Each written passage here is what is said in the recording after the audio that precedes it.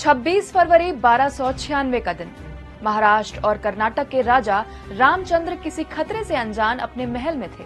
उनका बेटा सिंघन सेना के साथ राजधानी देवगिरी यानी आज के दौलताबाद से बाहर गया हुआ था।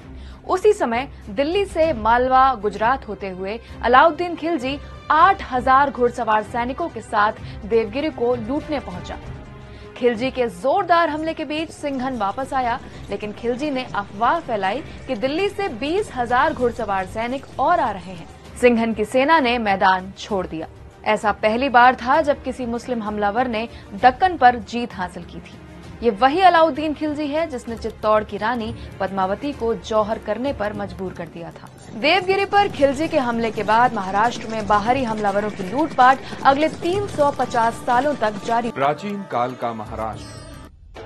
उत्तर में आर्यों और दक्षिण में द्रविड़ों के बीच का इलाका है महाराष्ट्र। एक समय अपरांत यानी आज का कोंकण, उत्तर में लता यानी गुजरात और दक्षिण में गोपाकपट्टनम यानी गोवा तक महाराष्ट्र के तटीय इलाके हुआ करते थे। ये राज्य दो नदियों कृष्णा और गोदावरी के तट पर बसा है। माना जाता है कि गोदावरी के किनारे ऋषि गौतम और उनकी पत्नी अहिल्या रहते थे, जिनको भगवान राम ने शाप मुक्त कर पत्थर से इंसान बनाया था। वहीं कृष्णा नदी की कहानी भगवान कृष्ण से जुड़ी है, जो आज सोलापुर के पंढरपुर में भगवान विट्ठल के रूप में विराजमान है। मान्यता ये भी है कि रावण ने सीता का अपहरण पंचवटी से किया था, जो आज के महाराष्ट्र के नासिक जिले में है। परशुराम एक पुजारी थे, जिनके शिष्य चित्पावन ब्राह्मण हुए। यही आगे चलकर मराठों के पेशवा बने। महाराष्ट्र का पहला ऐतिहासिक साक्ष्य रत्नागिरी इलाके में मिलता है। महाराष्ट्र को कैसे मिला इसका नाम? सातवाहन महाराष्ट्र का पहला राजवंश माना जाता है। करीब 450 सालों तक महाराष्ट्र में सातवाहन वंश का राज रहा। इतिहासकारों के मुताबिक संस्कृत भाषा की एक शाखा महाराष्ट्री इसी इलाके में बोली जाती थी, जिसके चलते इसका नाम महाराष्ट्र पड़ा। महाराष्ट्र से ही मराठी भी निकली है। सातवाहनों के बाद महाराष्ट्र में वाकाटक वंश का शासन रहा। इस दौरान महाराष्ट्र की फेमस अजंता अलोरा केव्स को भी बनाया गया। सातवाहन और वाकाटक ब्राह्मण थे, जबकि इनके बाद महाराष्ट्र पर शासन करने वाला चालुक्य साम्राज्य क्षत्रिय था। चालुक्य के बाद राष्ट्रकूटों का शासन रहा।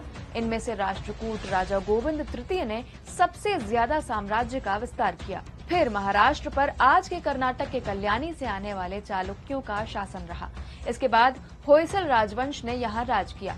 होयसल राजवंश को यादवों का वंशज माना जाता है। छत्रपति शिवाजी की मां जीजाबाई खुद जाधव कुल से आती थी, जो यादवों के वंशज थे। अलाउद्दीन खिलजी का हमला। 1296 में खिलजी ने महाराष्ट्र पर हमला जरूर किया था, लेकिन उसके निशाने पर दिल्ली थी। इसीलिए राजा रामचंद्र के सालाना तय रकम अदा करने की शर्त पर खिलजी दिल्ली वापस चला गया। लेकिन कुछ ही सालों बाद 1307 और 1310 में अलाउद्दीन के गुलाम मलिक काफूर ने 2 बार देवगिरी पर हमला किया। रामचंद्र ने अलाउद्दीन की सरपरस्ती स्वीकार कर ली और सिंघन जंग में मारा गया। जब दिल्ली नहीं रत्नागिरी को बनाया राजधानी।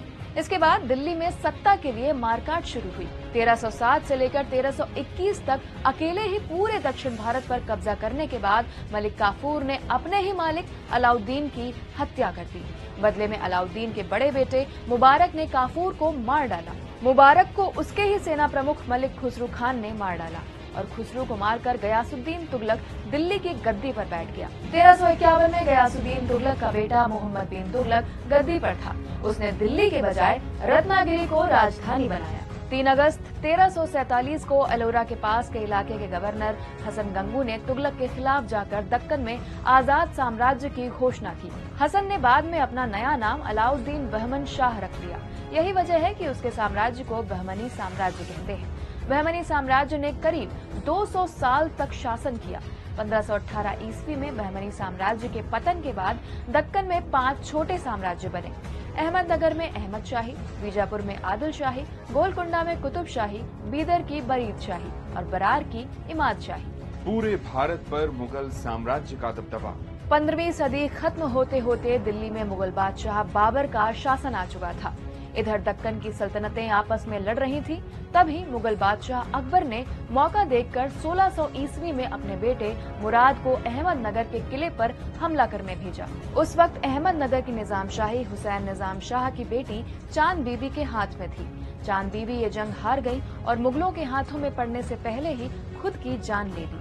1626 में मुगलों ने अहमदनगर पर पूरी तरह से कब्जा कर लिया था। 1658 से 1707 यानी 49 सालों में मुगल बादशाह औरंगजेब ने दक्कन समेत लगभग पूरे भारतीय उपमहाद्वीप पर मुगल साम्राज्य कायम किया, लेकिन वो दक्कन के पहले मराठा शासक शिवाजी भोसले को हराने में नाकाम रहा।